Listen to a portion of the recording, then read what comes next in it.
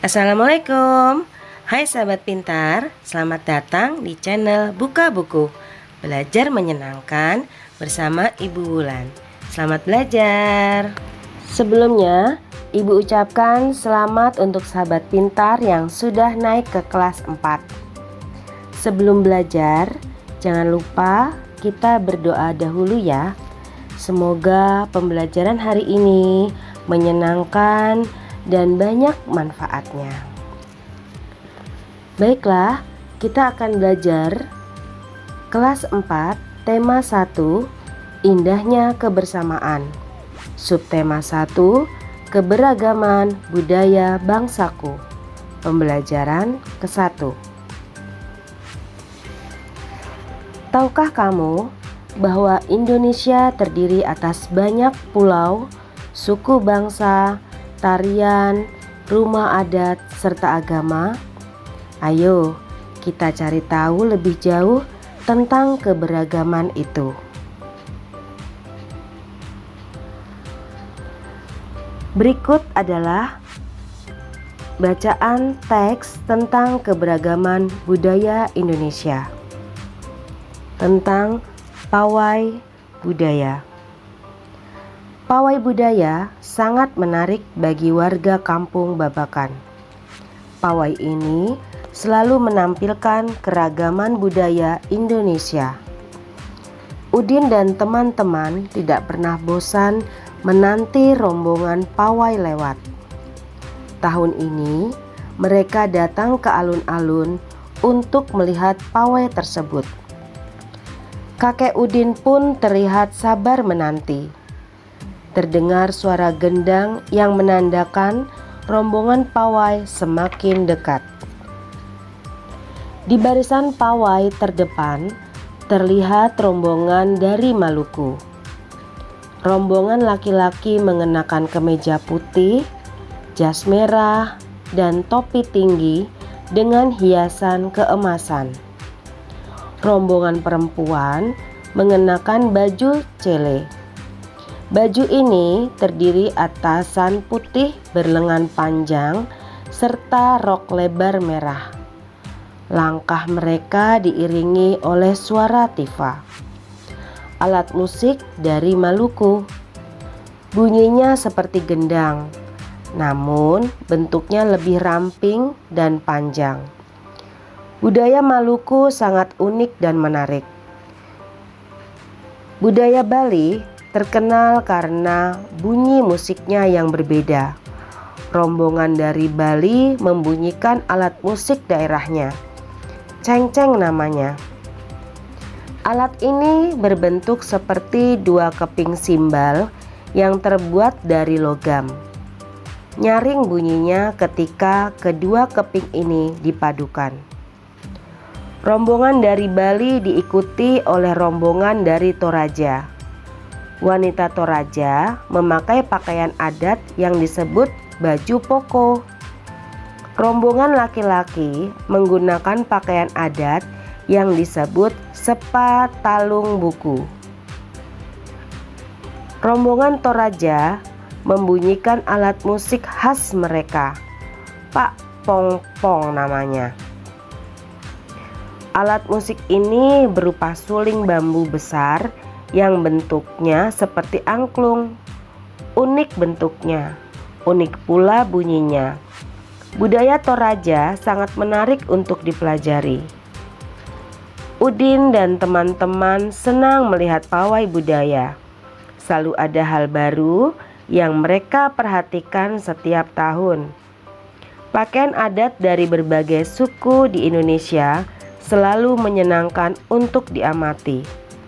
Benar kata Ibu Udin, kebudayaan Indonesia memang sangat beragam, kaya, dan mengagumkan.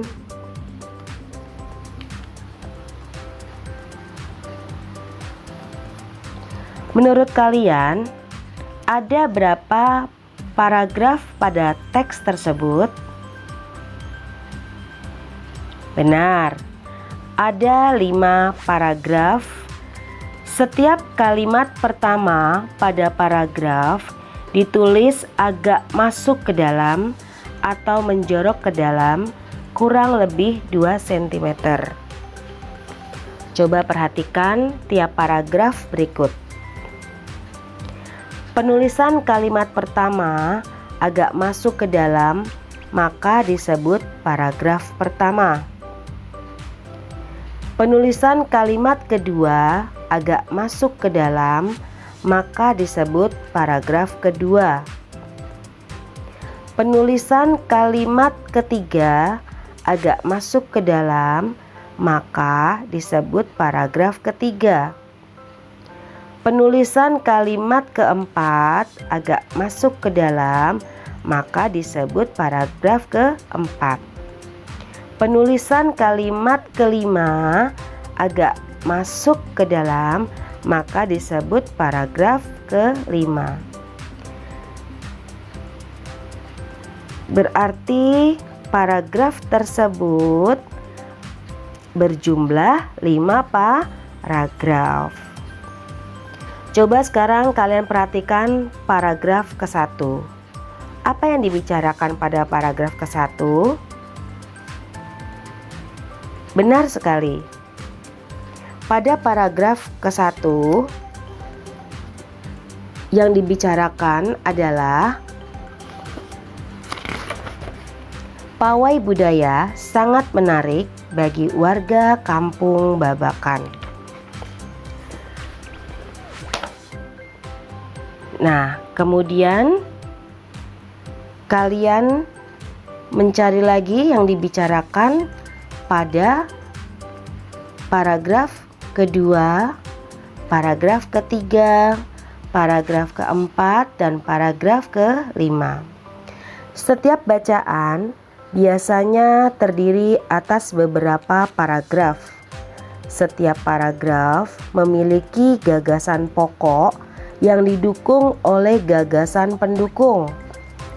Gagasan pokok adalah ide utama yang dibahas dalam suatu bacaan.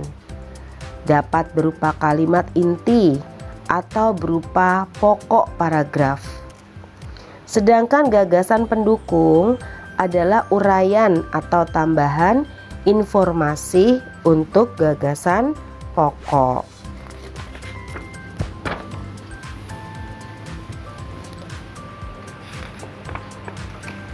Jadi yang perlu diingat, gagasan pokok adalah sebagai isi atau inti paragraf bisa terletak di awal atau di akhir kalimat.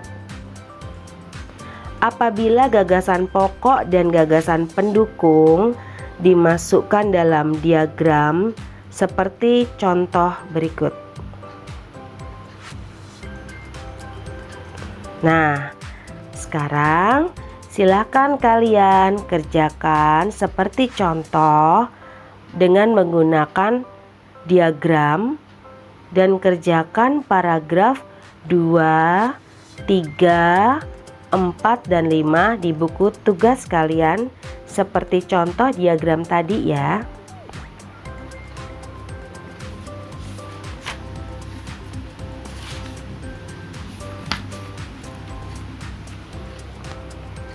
Selain kaya akan budaya tarian dan makanan khas daerah, Indonesia juga kaya akan jenis alat musik.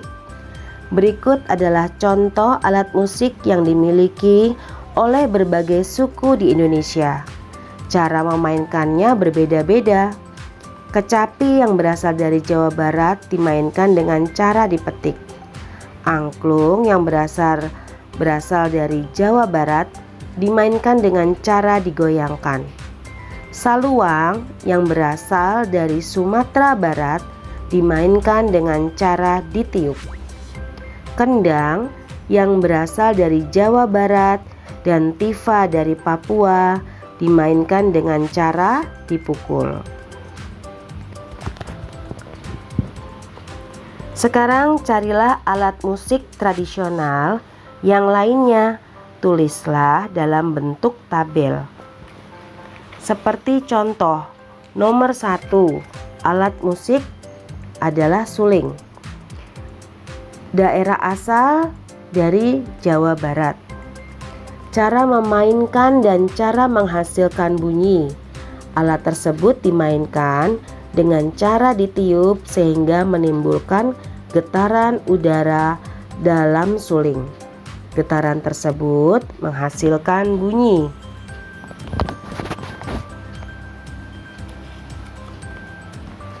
Kamu telah mengetahui berbagai alat musik dan cara memainkannya. Tahukah kamu bahwa di sekitar kita banyak sekali benda yang dapat menghasilkan bunyi?